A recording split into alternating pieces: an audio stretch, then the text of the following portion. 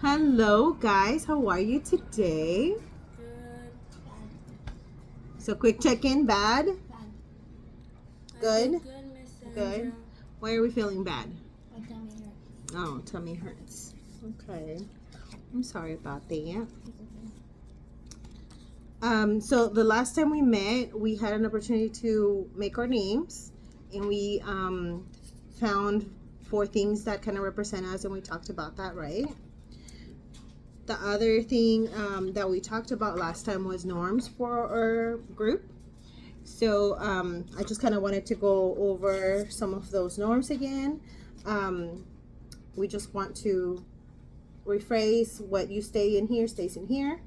Unless somebody's hurting you, you want to hurt someone, you want to hurt yourself, or you give permission to share with another trusted adult, whatever it is that we share in our meetings. Other than that, we are not sharing with anyone outside of this group what we talk about in this group, right? Yeah. Cool. So today we're just gonna do a little review of our assessment that we took last time. And then we're gonna be filling out our form. So we'll talk about what stresses us out, and then we're gonna go home with some strategies for what to do when you're feeling a little stressed. So I'm gonna give you guys a little bit of time to fill out your paper, and then we'll start talking about those things that make you feel stressed.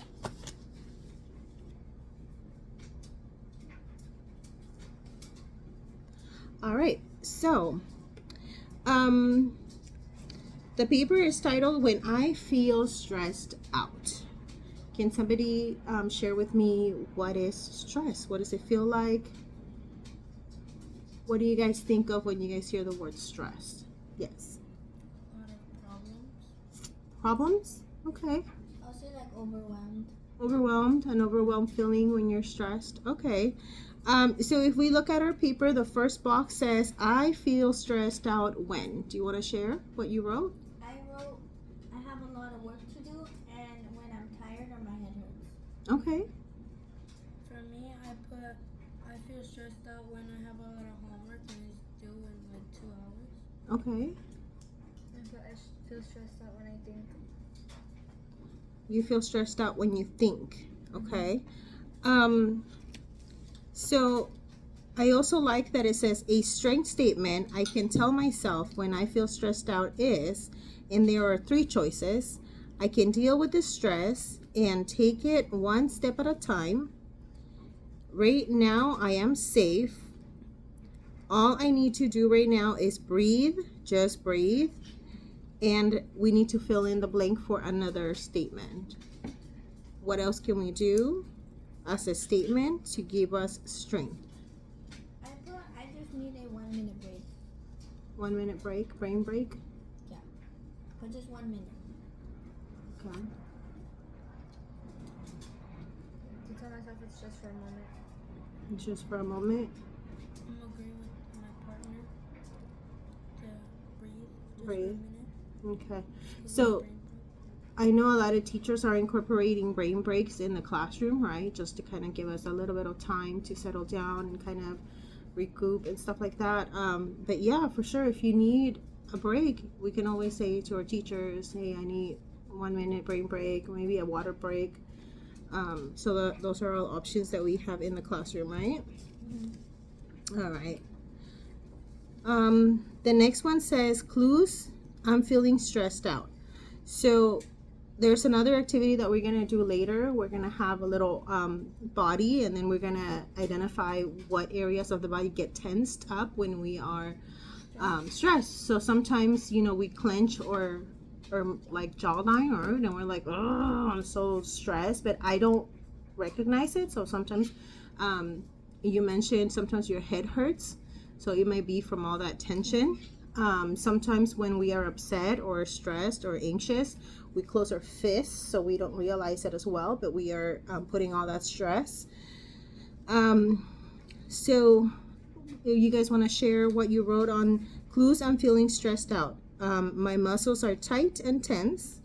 It's hard to focus. I have a headache or an upset stomach. It's hard to sleep at night. tiredness When overall? I feel sleepy. That would be when you feel stressed out? Yeah. I Okay. feel more like drained.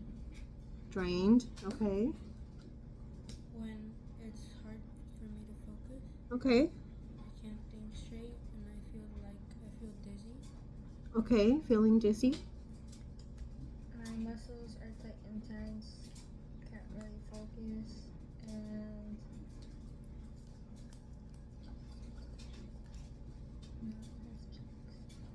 So regardless that we might think that we're stressed or not, our body is reacting to that stress that we have. So when we are, like you guys mentioned, when we are tired in the classroom, right? When we are having a mild headache and we don't know where it came from. Both of you mentioned homework, when homework is due. So we are also later in the plan, we are going to be talking about those things that we can do to have more organization. So we are not doing our homework last minute. That would be part of just kind of keeping an agenda or making a priority list. So a to-do list, right? What is the most important? Or chunking out the work. So that's going to be something that we're going to be working on as well. All right. If stress could talk, what would it tell you? I said that I need a nap. I need a nap. I said breathe, not overthink, and take a cold shower. Cold shower. Be quick, work quickly, and keep on moving. Go, go, go. That's what stress tells you, right? Go, go, go, go. So you don't know why, but you're like, ah, right? Okay. And it says, along with feeling stressed out, I'm also feeling. So this is part of the wheel that we have talked about, or feelings wheel. It's not just I'm mad or sad or happy, or, it's not just 5 feelings. It's a lot of other feelings, and sometimes making sure that we are using the right word can help our advisors understand where they can help you, right? So if you say, I am tired, they understand, maybe you didn't sleep well, or maybe there's a lot of sports in your life. But if you say I'm anxious, then it's a different level, right? So they know it's probably something mental. They probably need to make a referral to your counseling team. If you say hopelessness, maybe that triggers a different reaction. So using the specific word when you're feeling stressed out is important. Responsible is another word for feeling stressed out. Tense, overloaded, angry, restless, or fearful. So just kind of being aware of what words we are feeling and being able to say, I feel, and then naming your feeling is another tool that we have talked about in the past. And that helps you bring the message across. But one of the most important things that I wanted for you guys to be able to go home today is to have a name of a person that you guys can talk to when you guys feel stressed out. So you don't need to tell me the name of this person. Eventually we are going to have a bigger list of people that hopefully we can talk to if we ever need something. But we need to be able to identify at least one person that we can talk to when we're feeling stressed out. Usually that would be mom and dad, maybe a friend, maybe identifying 1 or 2 teachers, maybe even a staff member, right? But knowing when I feel stress, I have someone to talk to. A lot of the times we talk to our pets. A lot of the times we read to our pet, we watch TV with our pet. So I would say it can also be a pet. But we want to be able to identify a person that is responsible and that is going to give us good advice. Yep. Yeah. Agreed? Okay. So, anything else that you guys want to share about feeling stressed out? Any other issues? I know you said it was because of your tummy. It's not stress. Because I felt my tummy hurt, and I felt stressed because I had to be at school to do my work, but my tummy hurt and I didn't want to be there, but I had to do it. So I felt stressed. But then I went home and I went to sleep. Feeling we're A-okay? Yeah. Or we're Feel better. better? Okay. Anybody else? Sometimes my tummy hurts going to school. But do you think that's because of stress or because we don't eat anything in the morning? Because we don't eat anything for lunchtime? Probably the second one. Because we have hot Cheetos for breakfast? No water. Everybody's good? Yeah. All right. All right, so before we close our session today, I kind of wanted to go over my action plan for when I feel stressed out. So do you want to read from left to right the different options that we have for when we feel stressed out? Yeah, I can go first. Exercise and or play a sport. Okay. Exercise, organize, clean the clutter, and return to the present moment with focusing on 3 things I can see, hear, and feel. She stole mine. Go ahead. Exercise and or play a sport and stretch or do yoga.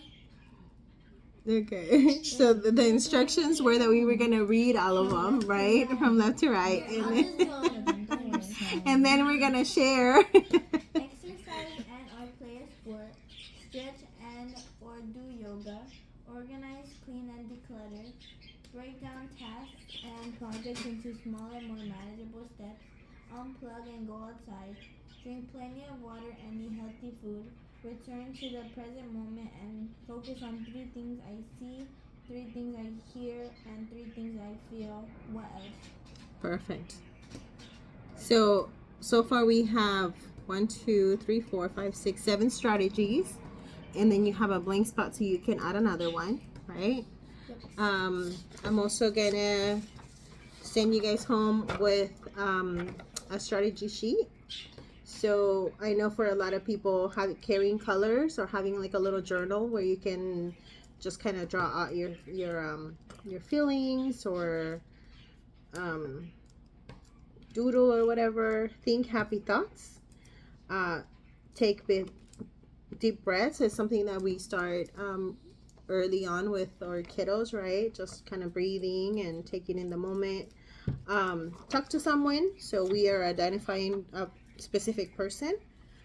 And think of a pet. So sometimes you don't need to have a person, you can talk to your pet. Reading is also a good way. Set the timer and take a break. So you guys mentioned 1-minute breaks are usually enough, right? Just one minute should help. Make a list of choices. So that's going to be coming up. Look at photos, especially if the photos are fun, of fun activities you have done in the past. Use positive self-talk. So sometimes in some schools, they'll have a mirror and they'll have a lot of positive reinforcement, sticky notes, or just kind of you're beautiful or you're wonderful or stuff like that. The teachers will do that for you guys.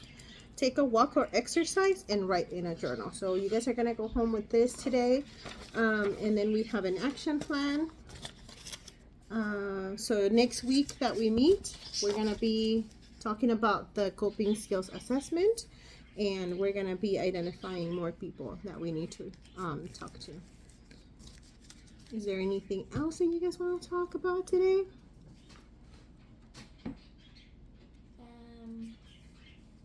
Yeah, how many people do we need for the family? Like people to talk to? Like 1 or 2 or 4 or 5? Well, are you gonna count your dog or your cat? Yeah. So usually we want to have at least 3 people that we can talk to. So that would be, if we have 3, we can work with that. Is 2 okay? Yeah, 2 is okay.